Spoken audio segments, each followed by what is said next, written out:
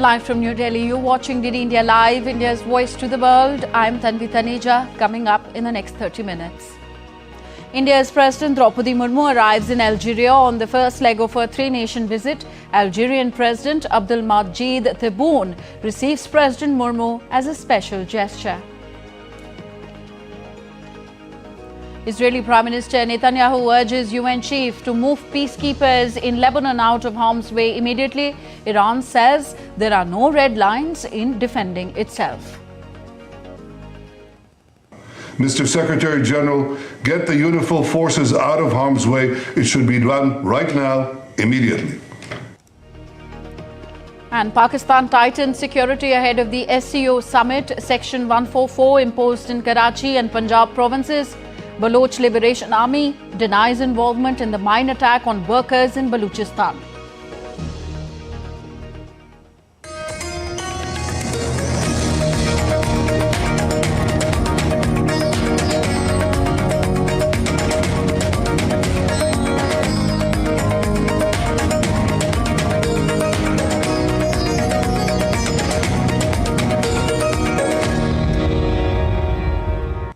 India's President Droupadi Murmu arrived in Algeria on Sunday, marking the first leg of her visit to the three African nations, Algeria, Mauritania and Malawi. At the airport, President was received by President Abdelmadjid Tebboune of Algeria as a special gesture. Other members of the cabinet were also present. The President was accorded a warm ceremonial welcome at the airport. She was honoured with a 21-gun salute and received a Guard of Honour consisting of the Republican Guard and members of the Land, Air and Naval Forces. The visit comes a year after the African Union was made a permanent member of the G20 during India's presidency. The President will address the India-Algeria Economic Forum and the Sidi Abdallah Science and Technology Pole University. She will also inaugurate the India Corner at the Hama Garden at Jardin Desai. This is the first ever visit by a President of India to the three African nations and comes a year after the African Union was made a permanent member of the G20 group during India's presidency. The state visit by President Murmu to Algeria, Mauritania and Malawi is reflective of India's deep desire to strengthen its partnership with countries in Africa. On to West Asia now. Well, the region remains on high alert for further escalation in a year of war as Israel battles Iran-backed groups Hezbollah in Lebanon and Hamas in Gaza. Israel's military said it continues to operate in southern Lebanon to dismantle Hezbollah infrastructure. For this, Israeli Prime Minister Netanyahu urged the UN Secretary General to remove UNIFIL forces from combat areas in Lebanon. A report.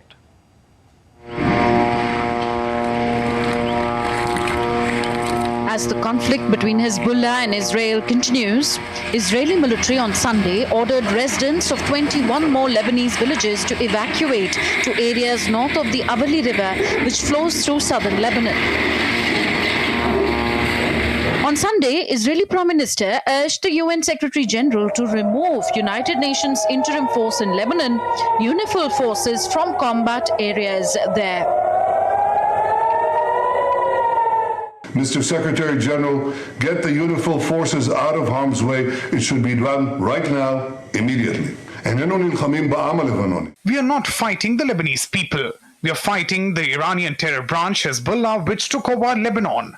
I want to address the UN Secretary General directly from here. It is time that you take UNIFIL out of Hezbollah strongholds and out of the combat area. The IDF repeatedly asked for that and was refused repeatedly with the aim of providing Hezbollah terrorists with a human protecting shield. Your refusal to evacuate UNIFIL soldiers makes them hostages in the hands of Hezbollah. It endangers them as well as our soldiers. His statement came after 34 countries contributing troops to UNIFIL in a joint statement on Saturday called on all to respect the UNIFIL's mission and ensure the safety of its personnel. India too backed the statement, saying safety and security of peacekeepers were of paramount importance. India's permanent mission to the UN in New York said on social media platform X, As a major troop contributing country, India aligns itself fully with the joint statement issued by the 34 UNIFIL troop contributing countries. Safety and security of peacekeepers are of paramount importance and must be ensured in accordance with the extant UNSC resolutions. Israel's army also published on Sunday videos showing what it said was a Hezbollah militant entrenched in a tunnel in southern Lebanon. While Hezbollah rocket barrages triggered sirens across northern Israel overnight and early Sunday morning.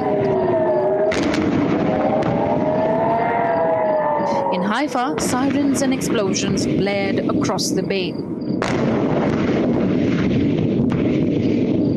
On the other hand, Iranian Foreign Minister Abbas Araghchi held a joint news conference with Iraqi Foreign Minister Fuad Hussein in Baghdad. The continuation and expansion of the war towards the Islamic Republic of Iran and the use of Iraqi airspace as a corridor is unacceptable and absolutely rejected. Further, Iran's Foreign Minister Abbas Araghchi said that there would be no red lines for the country in defending its people and interests. In Gaza, Israeli military was seen pressing operations in Jabalia, where soldiers were dismantling Hamas strongholds. Meanwhile, in Tel Aviv, families of Israeli hostages held by Hamas since October 7th gathered on Saturday night after Yom Kippur, the holiest day in the Jewish calendar, drew to a close. It's important every day. We are standing here every day and we don't miss a single day, even if it's Yom Kippur. The hostages are still there. There's no break for them. It's not like it's holiday, so the conditions are different. Amid all this, aids continue to pour in Lebanon. On Sunday, a Saudi plane carrying food and medical aid bound for Lebanon departed from Riyadh. Video released by King Salman Relief and Humanitarian Center showed supplies being loaded onto a plane in Riyadh. Bureau Report, DD India. As UN peacekeepers in Lebanon come under Israeli fire, RT correspondent has sent us this interaction with the UNIFIL spokesperson, Andrea Tetente. You know, we are always very careful in giving responsibilities and also giving the benefit of the doubts during heavy shelling and exchanges of fire. But yesterday, the 3 attacks were very much considered, even from our statement, deliberate attack, hitting cameras of the base, illumination, and peacekeepers inside the headquarters. So I don't know what the threat is inside the headquarters of the mission. So this is why it's very concerning. And it's concerning also because they asked us several days ago to leave our positions close to the line. And we decided to stay because it's important for the UN flag to fly in the area where we have been mandated by the Security Council. Well, we've been saying all along, this, of course, is more than a serious situation because the conflict has been going on for 1 year. But the last month has seen a tragic developments of the conflict and the tension. As you said, thousands of people have been killed. In the last month, more people killed that in the conflict in 2006.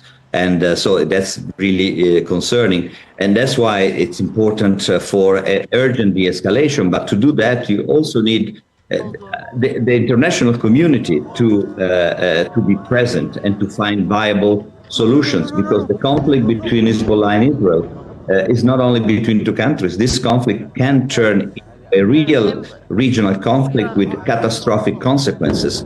There are no winners here. Whoever is a winner will not be a winner, because there is no solution through a military confrontation. The only solution is political or diplomatic. There is no solution with violence. On to the other conflict raging in Europe. Russia has been trying for more than 2 months to repel Ukrainian forces that seized part of the Kursk region in a surprise incursion. On Sunday, Russian glide bombs struck a concentration of Ukrainian troops near the border of Russia's western Kursk region. Here's more.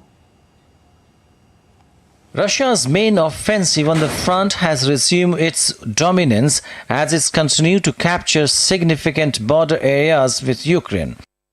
On Sunday, Russia's defense ministry said its forces had taken control of the village of Mykhilivka in eastern Ukraine and are advancing towards the important logistic hub of Pokrovsk.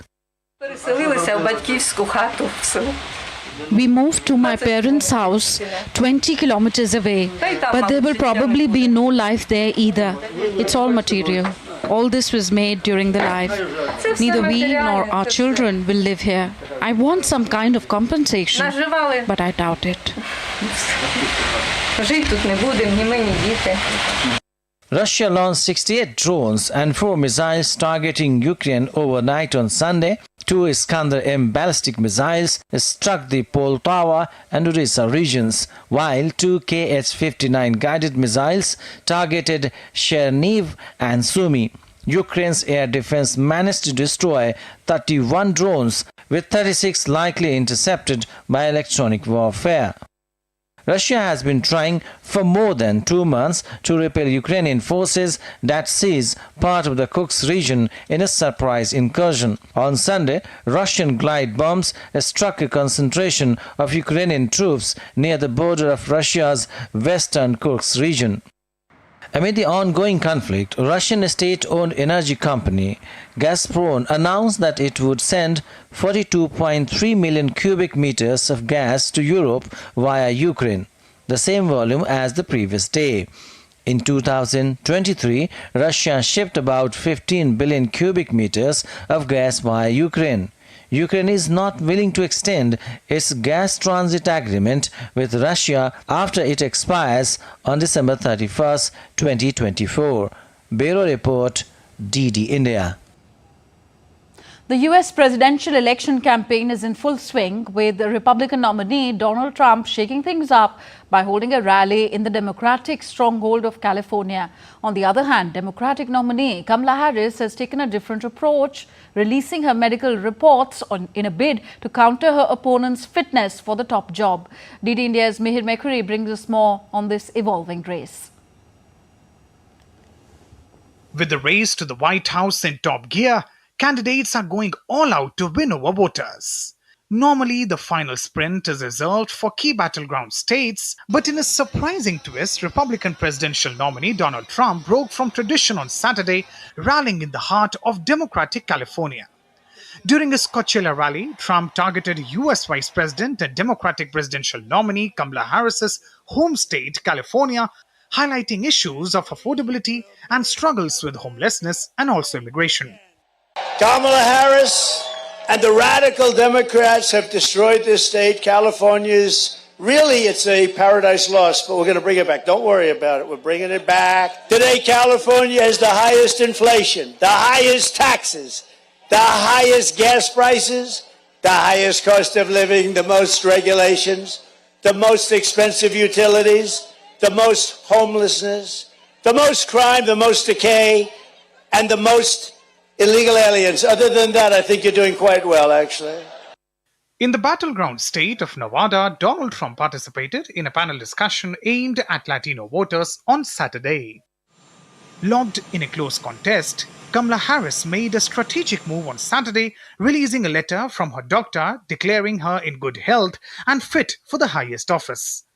The timing is no coincidence, as the move is being seen as a clear attempt to draw a sharp contrast with her rival Donald Trump, with health and fitness for leadership becoming hot campaign topics. So today I released my medical records, as has, I believe, every candidate for President of the United States except Donald Trump in this election cycle. And it's just a further example of his lack of transparency, that on top of his unwillingness to debate again, his unwillingness to do an interview with 60 Minutes, which again is part of the norm of what anyone running for President of the United States does. And I think that it's obvious that his team, at least, does not want the American people to see everything about who he is. With just 22 days to go until November 5th vote, the clock is ticking. All eyes are now on both candidates, and it's anyone's guess how this final stretch will shape the outcome. Mihir Mekuri reporting for DD India. Still to come on this edition of DD India Live. Lithuanians vote to elect new parliament amid cost of living, security worries. Thousands march in Spain to demand affordable housing amid rising anger from Spaniards who feel that they are being priced out of the market. And veteran Scottish leader Alex Salmond dies after falling ill while attending a conference in North Macedonia.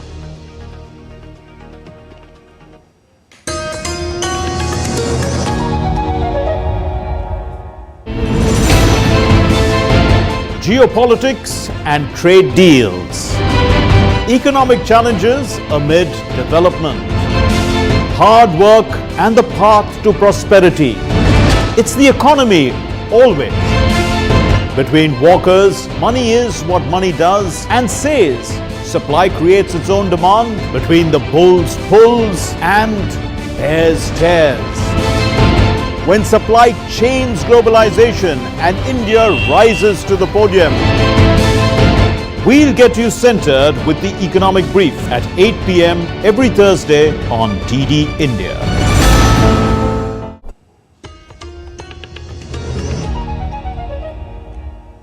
Welcome back. You're watching DD India Live. I am Tanvi Taneja. India's Prime Minister GatiShakti National Master Plan for Multimodal Connectivity completes 3 years on Sunday. Launched on October 13th in 2021, the scheme achieved significant milestones in transforming the country's infrastructure landscape.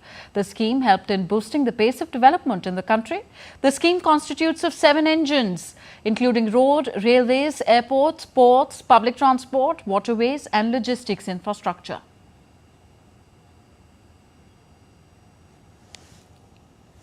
PM GatiShakti has integrated 44 central ministries and 36 states and union territories with more than 1600 data layers, making it a crucial tool for planning and executing infrastructure projects.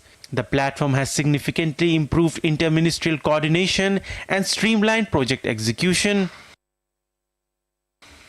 Impacting social sector ministries, PM GatiShakti enabled better infrastructure planning in essential areas such as primary healthcare, education, postal services and travel development, ensuring that even remote and underserved areas are part of India's infrastructure growth story. While in a unified approach under PM GatiShakti National Master Plan, platform states have streamlined their capital investment for accelerating infrastructure development. The scheme, launched under Prime Minister Narendra Modi's leadership, elevated India's rank by 6 places from 44 to 38 in World Bank's Logistic Performance Index Report 2023. The PM GatiShakti's data-driven approach is powered by GIS-based tools and a real-time monitoring system that enables faster and more informed decision-making. Under PM GatiShakti National Master Plan, Indian Railways has surveyed over 49,983 km length for development of multimodal connectivity infrastructure in various economic zones. The platform also ensures that projects are aligned with national priorities and completed on time. This integration is key to meeting India's net zero by 2070 commitments. Over 1,000 officials are trained under the scheme for training and capacity building purposes. As India moves forward, the PM GatiShakti is expected to continuously evolve to keep playing a pivotal role in expanding multimodal infrastructure, developing smart cities, and enhancing the country's industrial capabilities through industrial corridors and mega investment regions. Sharing of non-sensitive and shareable data with the non-government users is also being considered. PM GatiShakti District Master Plan portal is also being developed with technical support of BISAC-N or Bhaskaracharya National Institute for Space Applications and Geoinformatics for collaborative planning at the district level by state and district authorities. Taking PMGS to international level, diplomatic engagements are underway with countries in the neighborhood and other developing countries like Nepal, Bangladesh, Sri Lanka, Madagascar, Senegal and Gambia. Bureau Report, DD India. So on the completion of the 3 years of the PM GatiShakti National Master Plan, Prime Minister Narendra Modi has said that the scheme has emerged as a transformative initiative aimed at revolutionizing India's infrastructure. In a post on social media platform X, Prime Minister Modi wrote, PM GatiShakti National Master Plan has emerged as a transformative initiative aimed at revolutionizing India's infrastructure. It has significantly enhanced multimodal connectivity, driving faster and more efficient development across sectors. The seamless integration of various stakeholders has led to boosting logistics, reducing delays, and creating new opportunities for several people. Prime Minister Narendra Modi made a surprise visit to the PM GatiShakti Anubhuti Centre at Bharat Mandapam in New Delhi on the 3rd anniversary of this path-breaking initiative. His vision to reimagine India's infrastructure creation has crossed several milestones, spanning the planning and execution of projects. The all-round impact it has created by not only saving time and resources, but also making a social impact has been one of the major successes of this pioneering digital tool that's building a developed India, Viksit Bharat.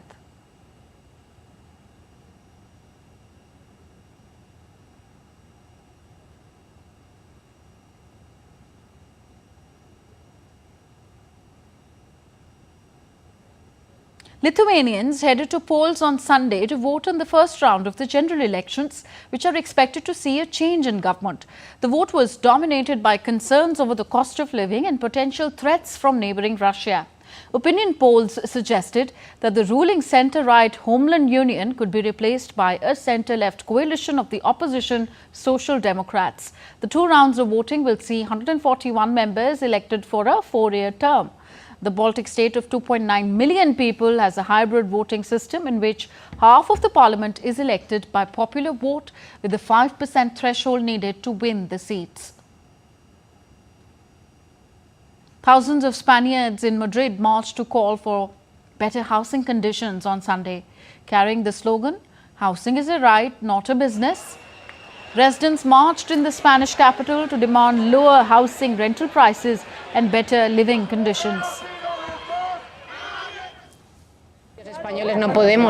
We Spaniards cannot live in our cities. We are being driven out of the cities, not just out of the center. Cities don't belong to us, so we have to regulate it. The government has to regulate prices, to regulate housing. We are adapting wages to current situation, trying to make a general increase in the wages by raising the minimum wage, or if not, trying to lower it, because it is not possible for the price of wages to remain the same while the price of housing goes up.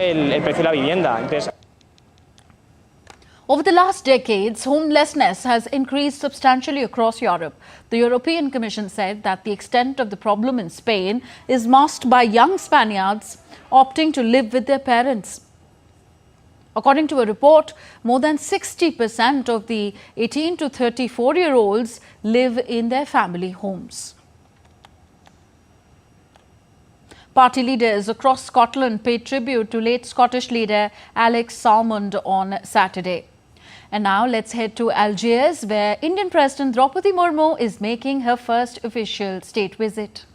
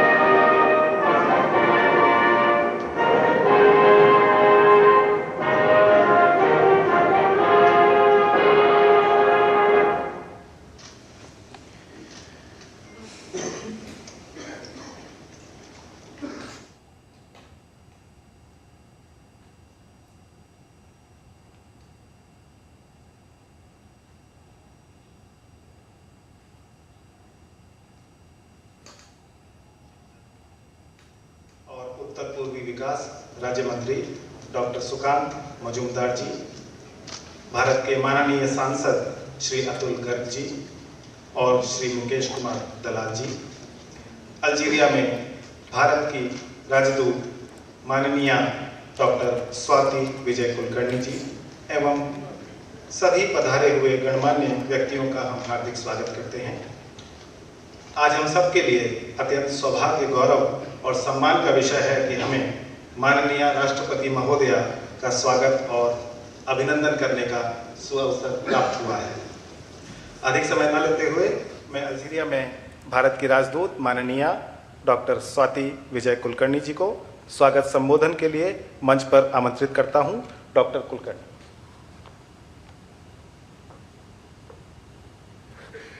Thank you, Bhuvanji. Honorable President of India, Her Excellency Srimati Droupadi Murmu ji, Honorable Minister of State, Ministry of Education, Dr. Sukanta Majumdar ji, Honorable Members of Parliament, Shri Atul Garg ji and Shri Mukesh Kumar Dalal ji, Senior officials, my colleagues, esteemed members of Indian community, media friends, ladies and gentlemen, warm greetings to all of you. Algeria में आप सभी का हार्दिक स्वागत है।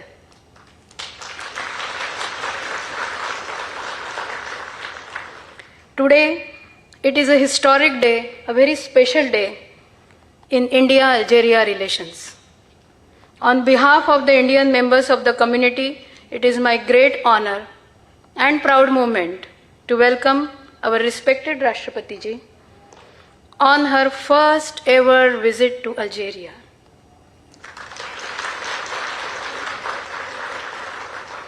It is our distinct privilege to welcome Honorable Minister of State from Ministry of Education, Shri Majumdar Sahib ji, and to welcome members of Parliament, Shri Garg ji and Dalal Sahib ji.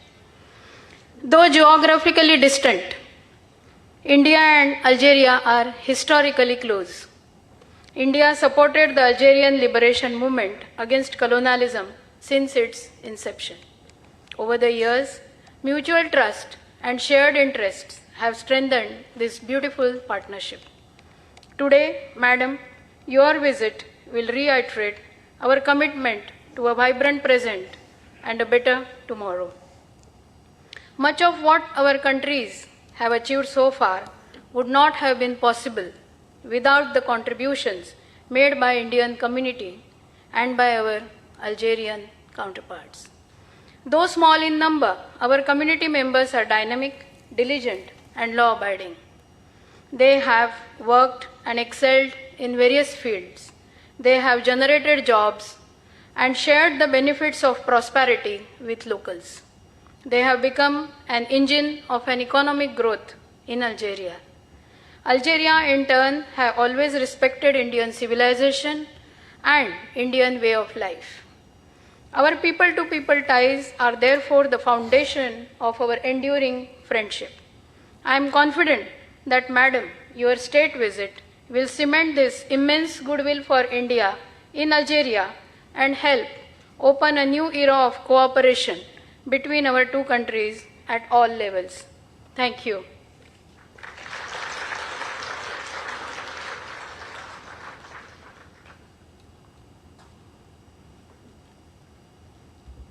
धन्यवाद माननीय राजदूत महोदया।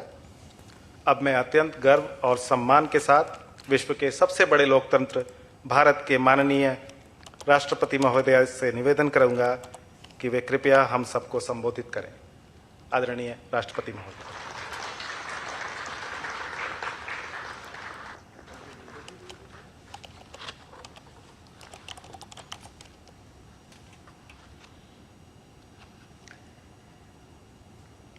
Algeria में भारत की राजदूत doctor Swati Kulkarni जी, Algeria में हमारे भारतीय भाई बहन, नमस्कार। आप सभी को शुभ संध्या। मुझे खूबसूरत और ऐतिहासिक अल्जीरिया शहर में आपके बीच उपस्थित होकर अत्यंत प्रसन्नता हो रही है। ये मेरे लिए सम्मान की बात है कि भारत से अल्जीरिया की पहली राजकीय यात्रा मेरे द्वारा संपन्न हो रही है। ये भारत अल्जीरिया संबंधों में एक ऐतिहासिक दिन है। मेरे साथ हमारे minister of state Shri Sukanta Majumdar ji और संसद सदस्य श्री अतुल गर्ग और श्री मुकेश कुमार दलाल भी उपस्थित हैं। मैं राष्ट्रपति तेवन और अल्जीरिया की जनता के हार्दिक स्वागत और आतिथ्य के लिए आभारी हूँ।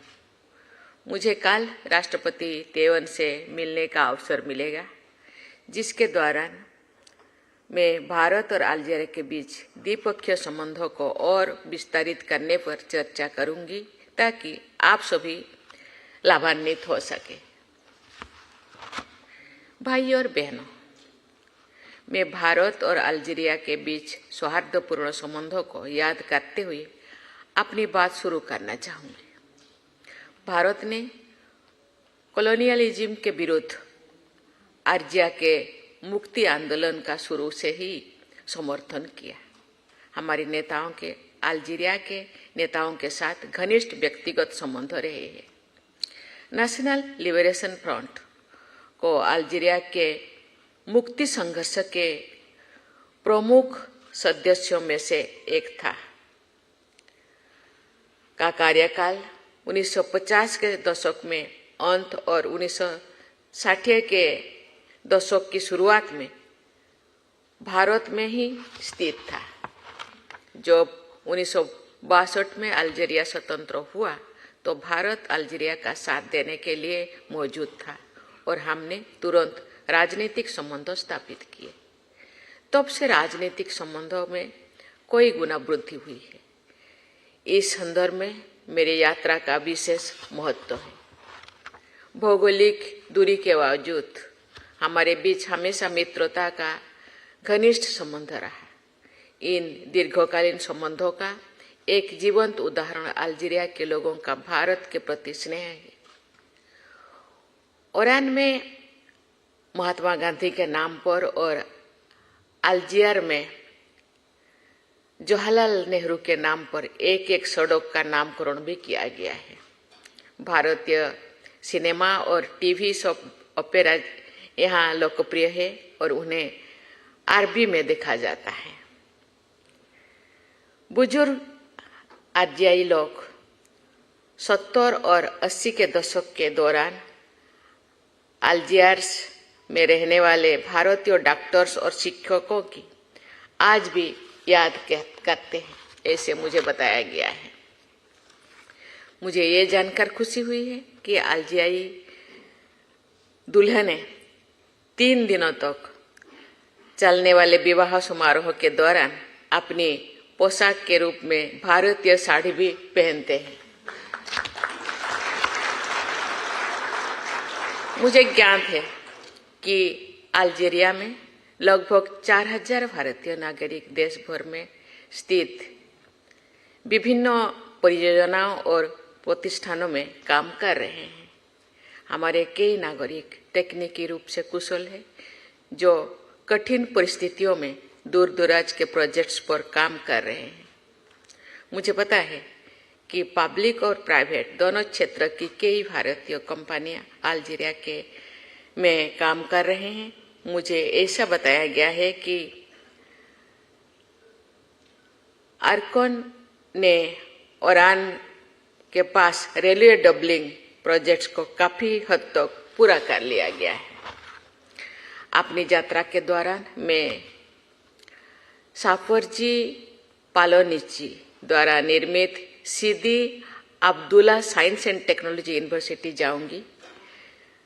विजय इलेक्ट्रिकल्स द्वारा निर्मित ट्रांसफार्मर प्लांट के शीघ्र ही चालू होने की उम्मीद है। मुझे बताया गया है कि महिंद्रा एंड महिंद्रा जल्द ही अपने ट्रैक्टर प्रोजेक्ट को पुनः आरंभ करने की उम्मीद कर रही है। ये अल्जीरिया में भारतीय समुदाय द्वारा किए जा रहे अनेक प्रोजेक्ट्स में से कुछ ही है।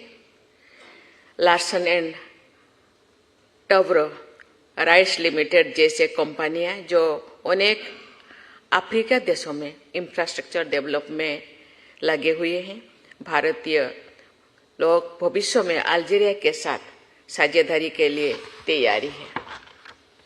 अल्जीरिया ने विभिन्न क्षेत्रों में कार्यरत परिश्रमी भारतीय समुदाय एक तरह से भारत के सच्चे राजदूत हैं। ऐसे तो हम लोगों के राजदूत है, लेकिन आप भी एक एक राजदूत का ही काम कर रहे हैं।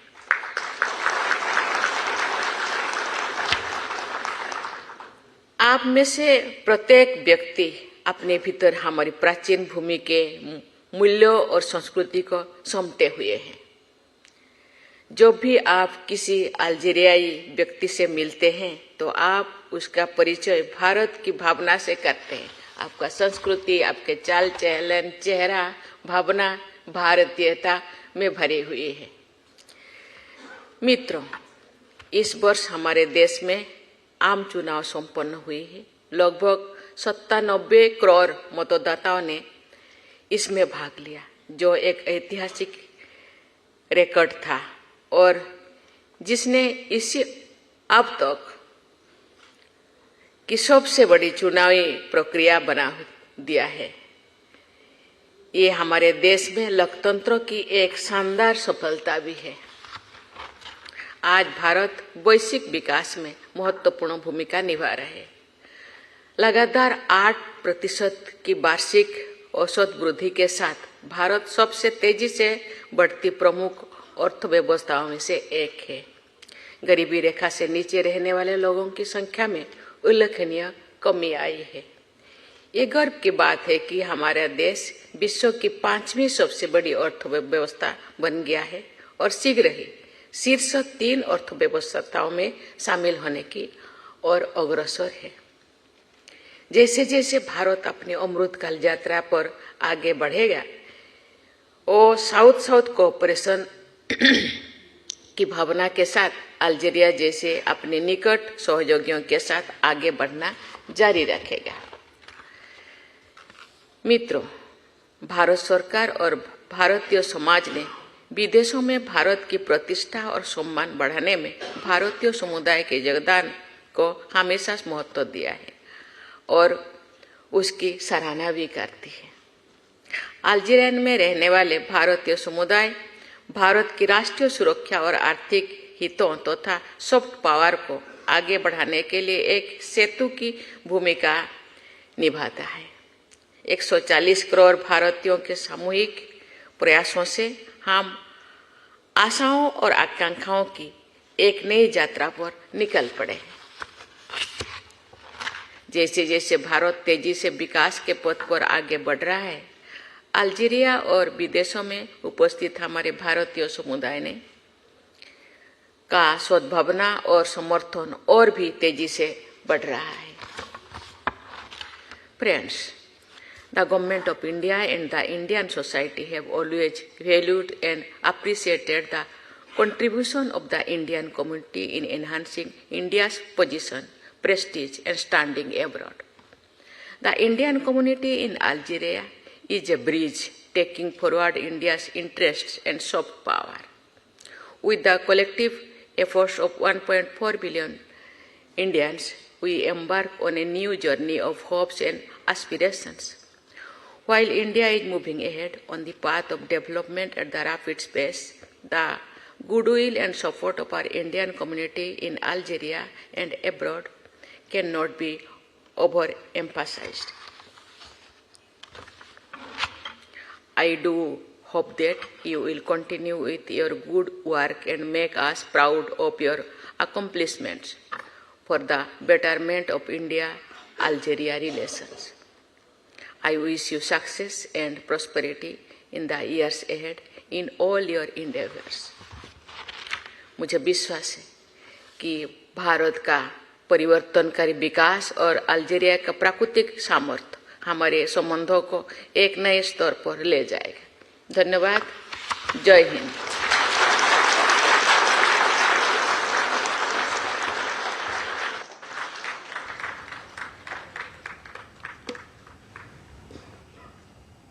धन्यवाद माननीय राष्ट्रपति महोदया जी। So that was Indian President Droupadi Murmu addressing the Indian diaspora in Algiers, capital of Algeria in Africa. So with this, she has begun her 3 African nation tour to Mauritania, Malawi and Algeria. The Indian president is making her first visit to these 3 countries in the African continent. She spoke of the deep-rooted ties, civilizational, historical ties between India and Algeria, and she thanked the Indian community members there for being ambassadors of the country. Let's head back to Algiers.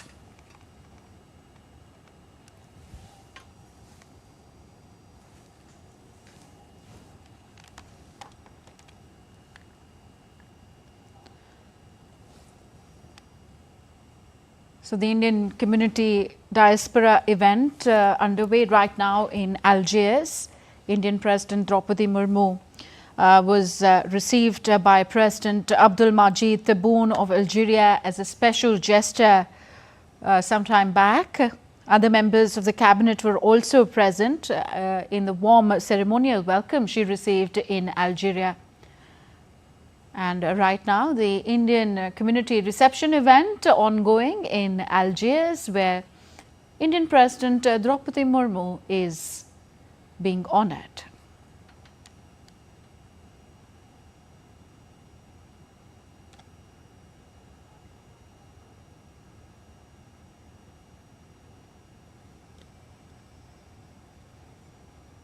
So this visit comes a year after the African Union was made a permanent member of the G20 during India's presidency. The President of India will address the India-Algeria Economic Forum and the Sidi Abdullah Science and Technology Pole University. And as she spoke, she will also inaugurate the India Corner at the Hama Garden at Jardin Desai.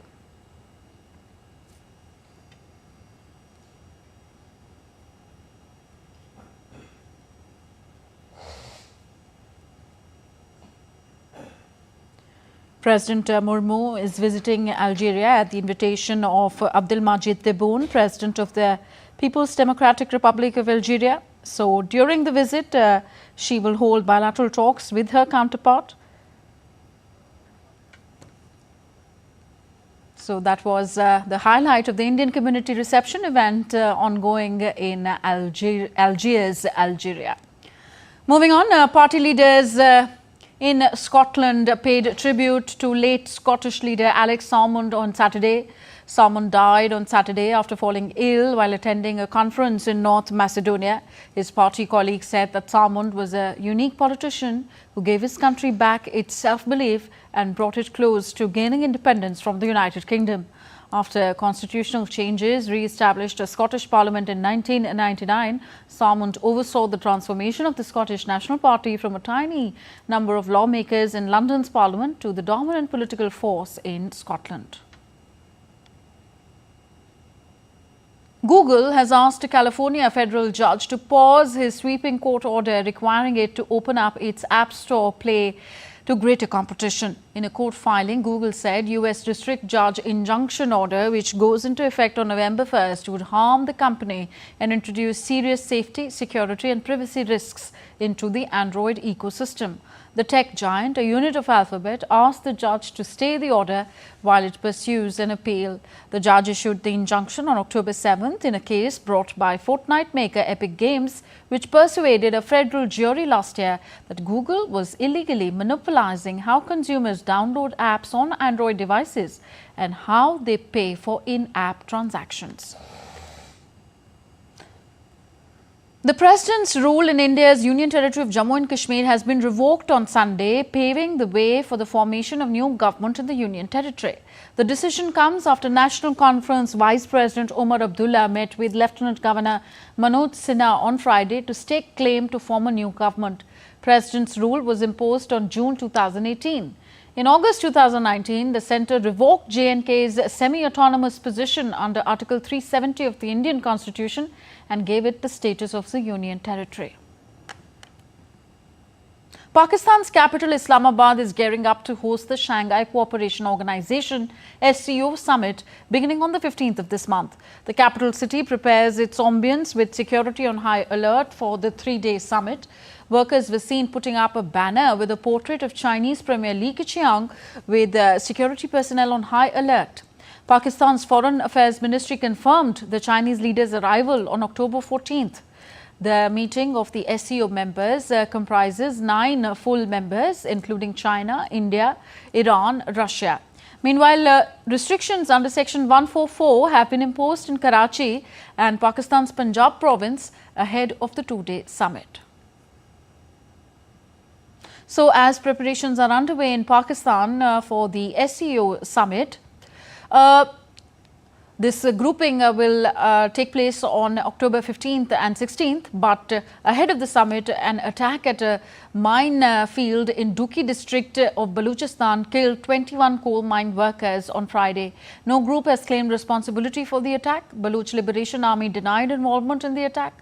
Earlier on October 6th, 2 Chinese nationals were killed in an explosion near Pakistan's Karachi International Airport. These attacks put a question mark on the security situation in the country. A report. Pakistan witnessed yet another attack in Restiv Balochistan province on October 10. Dozens of attackers stormed a cluster of small private coal mines with guns, rockets and hand grenades. The attack left 21 mine workers dead. The attacks took place in mineral-rich Balochistan province, which borders Afghanistan and Iran. I was compelled to come here for job. Otherwise, why someone would come here, where someone's arm is wounded, the other one's their leg, someone is on death bed. No one would be here. I was compelled to come here. I'm a poor Afghan. What shall I do? The separatist group in Pakistan, Baloch Liberation Army, denied involvement in the attack. However, Pakistani police registered a case against human rights activist Dr. Maharang Baloch on the charge of aiding separatist groups in Balochistan. She termed police case coercive tactics. In social media post, Dr. Maharang Baloch said that these measures are part of a systematic campaign not only to harass me, but also to divert attention from the ongoing failure of security agencies to maintain law and order. Therefore, they keep shifting blame for their failures onto others. The attack triggered protest by local residents in front of Frontier Corps headquarters. The state remains silent on the attacks, which is why our sit-in continues. This sit-in will continue until our demands are met. Our demand is that peace be restored in Duki district. A decades-long insurgency in Balochistan by separatist groups has led to frequent attacks against the government, army and Chinese interests in the region, pressing demands for a share in mineral-rich resources. On October 6, 2 Chinese nationals working for a power plant were killed in a blast in Karachi. Baloch Liberation Army had claimed the responsibility for this attack. The attack was condemned by Pakistan Prime Minister Shehbaz Sharif. China's Foreign Ministry on October 10 said it would work with Pakistani authorities to protect the safety and security of Chinese interests. I can tell you that China will work with Pakistan to ensure the safety of Chinese personnel as well as projects and institutions in Pakistan. Security has been strengthened in Islamabad as Pakistan gears up to host meeting of the Shanghai Cooperation Organization on October 15 and 16 in Islamabad. Section 144 has been imposed in Rawalpindi till October 17 to maintain the law and order situation during the upcoming summit. Bureau Report, TD India. The Delhi Metro Rail Corporation's Line 4 connecting Yamuna Bank with Vaishali in Ghaziabad has achieved carbon neutral certification on Sunday. The milestone underlines DMRC's commitment to reducing its carbon footprint and addressing climate change. DMRC has successfully minimized its carbon footprint by adopting energy efficient technologies like regenerative braking in rolling stock, use of more renewable power in operations, construction of rainwater harvesting pits, efficient waste management systems. Earlier, DMRC achieved carbon neutral certification for its corporate headquarters at Metro Bhavan and staff quarters in Sector 50 Noida. Delhi Metro Rail Corporation is also aligned with the Government of India's goal to reach net zero emissions by 2070. As part of India's first training squadron 1TS, the Indian naval ship Tir and Indian Coast Guard ship Veera reached the port of Manama, Bahrain. The Indian Navy will join the Royal Bahrain Naval Forces on different realms of maritime operations, among others, to increase naval collaboration and interoperability. During this tour, various activities are arranged in which the navies will participate. In another port visit, Indian naval ship Shardul, part of 1TS, reached the UAE and will participate with the UAE Navy on various issues. The deployment of 1TS to Bahrain and the UAE will not only expose the sea trainees towards various naval training activities, but will also endeavour to further the socio-political, military and maritime linkages. SpaceX launched its fifth test flight of the Starship rocket on Sunday as the company looks to make an ambitious attempt at catching the rocket's booster. Starship rocket will reach space and then travel halfway around Earth before re-entering the atmosphere and splashing down. In addition with this, the rocket's super heavy booster would return after separating from Starship and land on the arms of the company's launch tower. SpaceX has flown the full Starship rocket system on 4 spaceflight tests so far, and each of the test flights have achieved more milestones than the last.